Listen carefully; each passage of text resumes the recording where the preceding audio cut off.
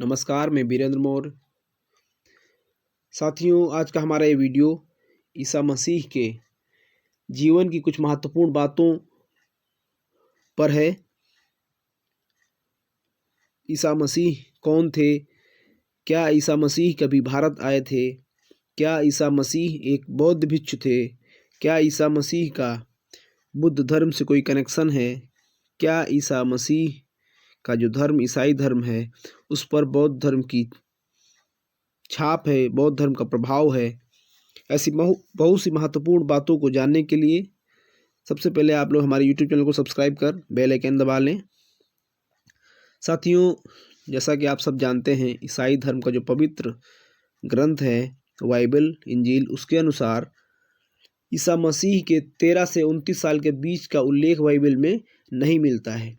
ईसा मसीह के समय पूरी दुनिया में बुद्ध धर्म अपने चरम पर था। ईसाई धर्म का जन्म व विकास बुद्ध के सिद्धांतों की दिशा में हुआ है।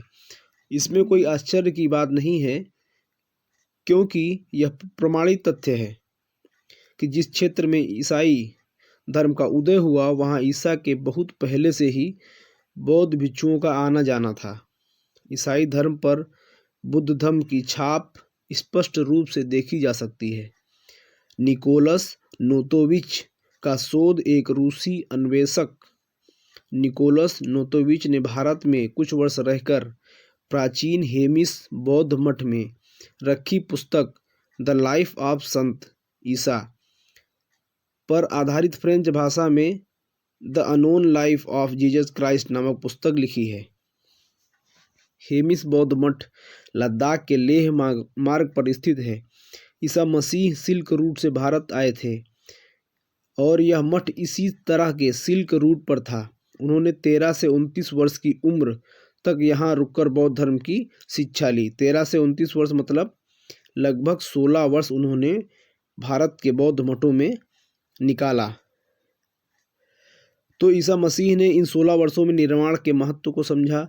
निकोलस आगे लिखते हैं कि वे लद्दाख के बौद्ध हेमिस मठ में रुके थे। वहाँ उन्होंने ध्यान साधना की। वहाँ से निकलकर वो राजगीर, सारनाथ समेत और कई तीर्थों का भ्रमण करते हुए नेपाल के हिमालय की तराई में चले गए और वहाँ जाकर बौद्ध ग्रंथों का अध्ययन किया। फिर पारसिया आदि कई देशों की यात्रा करते हुए वह अपने वतन लौट गए।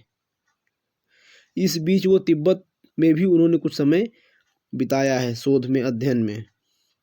दुनिया भर के शोधकर्ता, विद्वान, लेखक जैसे निकोलस नोतोविच, होल्गर कस्टन, जिन्होंने पुस्तक लिखी है Jesus lived in India, his life before and after, Swami Paramahansa Yogananda की पुस्तक है the second coming of Christ within you, Mirza Ghulam Ahmad Qadian, इनकी पुस्तक है मसीह हिंदुस्तान, ओशो इत्यादि विद्वानों के मत एवं कश्मीर में ईसा मसीह की समाधि से यह स्पष्ट होता है कि ईसा मसीह एक बौद्ध भिक्षु थे। उनके बौद्ध होने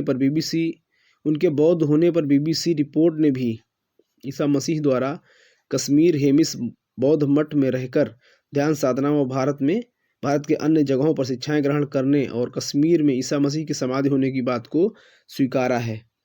बीबीसी में यह खबर 13 फरवरी सन 2018 को छपी थी। ईसा मसीह के जन्म के करीब 200 वर्ष पहले यूरोप में असेसियन संप्रदाय प्रचलित था, जो कोई नया संप्रदाय न होकर बौद्ध धर्म का यूरोप की स्थानीय परंपराओं में रूपांतरण था। यूरोप में बौद्ध धर्म के प्रचार का उल्लेख सम्राट अशोक महान के अभिलेखों में है तथा इतिहासकार प्लूटार्क ने भी लाल सागर के पार अलेक्जेंड्रिया में बौद्ध यात्रियों के आने का उल्लेख किया है। ईसा ने जब अपना नवीन संप्रदाय बनाकर करुणा और सेवा का जो उपदेश व शिक्षा जनमानस को प्रदान की, वह वास्तव में बौद्ध धर्म की अहिंसा, दया, करुणा, प्रेम का एक नवीन रूपांतरण व दृष्टिकोण ही था। इसी वजह से ईसाई धर्म बौद्ध दर्शन के करीब पहुंच जाता है।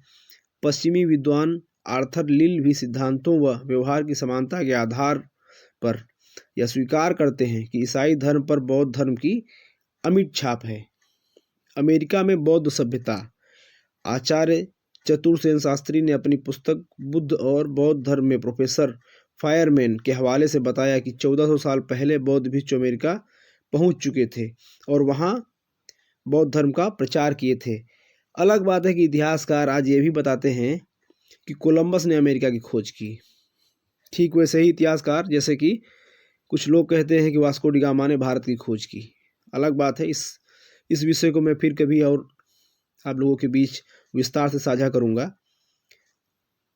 तो आचार्य चतुर्सेन शास्त्री ने अपनी पुस्तक बुद्ध धर्म में इस बात को स्वीकार किया है, इस बात को लिखा है कि 1400 साल पहले बौद्ध भिक्षु अमेरिका पहुंच चुके थे। चीन के प्राचीन ग्रंथों में जो फुसुम नामक देश का वर्णन है वह मैक्सिको है। वेनसांग ने लिखा कि 5वीं शताब्दी में सुंग वंशीय राजा थामिन के शासनकाल में 5 बौद्ध भिक्षु काबुल से फुसुम मैक्सिको गए थे और वहां उन्होंने बौद्ध धर्म का प्रचार किए। आगे वेनसांग ने फुसुम देश के फल, धातु और आचार विचार के बारे में लिखा है, जो अमेरिका के मूल निवासियों तथा मैक्सिको की सीमा पर रहने वाले लोगों से काफ़ी मिलता जुलता है। चतुर्सेन शास्त्री ने बताया कि ये 5 बौद्ध भिक्षु रूस की उत्तरी सीमा पर कामश्रारका प्रायद्वीप से पैसिफिक महासागर को पार कर अलास्का की ओर से अमेरिका पहुंचे थे और फिर दक्षिण की ओर से मैक्सिको गए थे। इसी मैक्सिको के मूल निवासियों की सभ्यता बौद्ध सभ्यता से मेल खाती है। मैक्सिको में पुरोहित को ग्वातेमोर्टनीज कहते हैं। वह गौतम का रूप है और भी जैसे साकारपेक, साकापुलास ये सब शाक्य शब्द से मिलते हैं। पालेस्को में एक प्राचीन बुद्ध की मूर्ति है जिसे साकामोल कहते हैं। साकामोल अर्थात शाक्य मुनि। तो साथियों, ईसा मसीह के जन्म के पूर्व बौद्ध धर्म की गूंज यरूशलेम तक पहुंच चुकी थी। यही कारण है कि बुद्ध की करुणा तथा शांति की झलक बाइबल में साफ दिखाई देती है। अनेक यूरोपीय विद्वानों ने भी इस तथ्य को स्वीकार किया है। बौद्ध धर्म का ईसा मसीह पर गहरा प्रभाव पड़ा।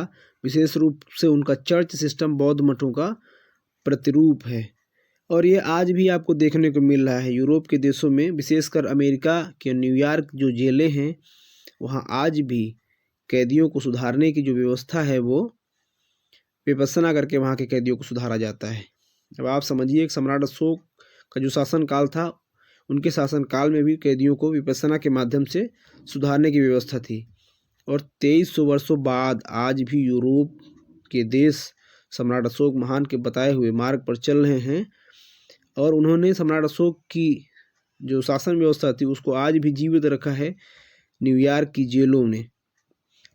जेलों में आज भी कैदियों को सुधारने के लिए विपस्सना करवाई जाती है और इसका काफ़ी अच्छा रिजल्ट है, बहुत अच्छा रिजल्ट है। वहाँ के कैदी जो हैं काफ़ी ज़्यादा मात्रा में सुधर जाते हैं। भाई, जेलों की व्यवस्था तो इसलिए की गई ताकि कैदियों को सुधारा जा सके।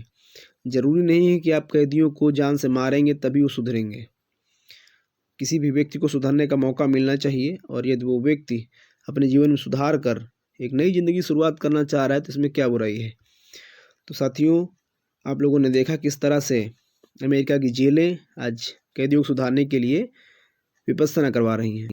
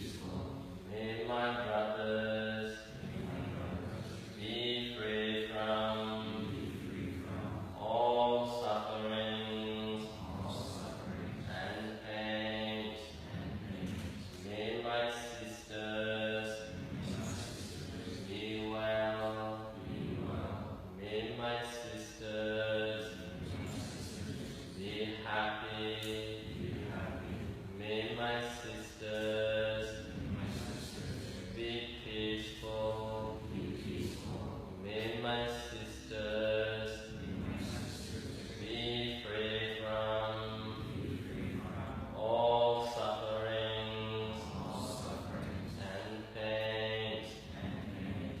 May my tears